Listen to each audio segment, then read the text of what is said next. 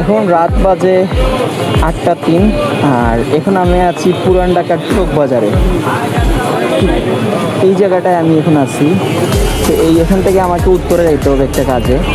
তো এখানে ভিডিও করার কারণ হচ্ছে পুরান ঢাকাতে আমি খুব একটা কম আসি, এখানের জীবনটা একটু স্লো। নতুন ঢাকার থেকে এই ঢাকায় পুরান ঢাকায় রোড জীবনযাপন, রাস্তাঘাট, চালচলন সব কিছু একটু স্লো আমার মনে হয়। তো এখানে আসাটা কখনো আমার লাভ হয় না।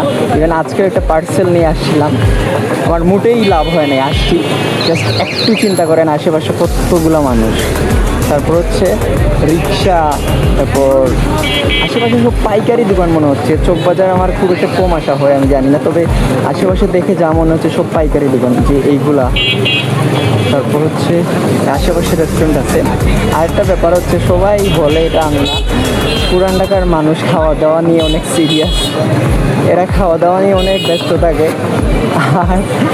আর আমি যেটা নোটিস করছি পুরান ঢাকায় এসে কিংবা বংশালে মাঝে মধ্যে যখন আমি আমার বাইকের কাজে যাই, কোনো কিছু কিনতে যাই, কাজ করাই বাইকে, তখন আমার মনে হয় মানুষগুলো অনেক অনেক লেজি। তো আমার ভিডিও যদি পুরান ঢাকার কোনো মানুষ দেখে থাকেন তারা আমাকে জানাবে না অ্যাকচুয়ালি কি পুরান ঢাকার মানুষ আসলে লেজি কিনা। আমার কাছে একটা জিনিস সবার ফার্স্টে আমি নোটিস করছি যে পুরান ঢাকার মানুষগুলো অনেক লেজি।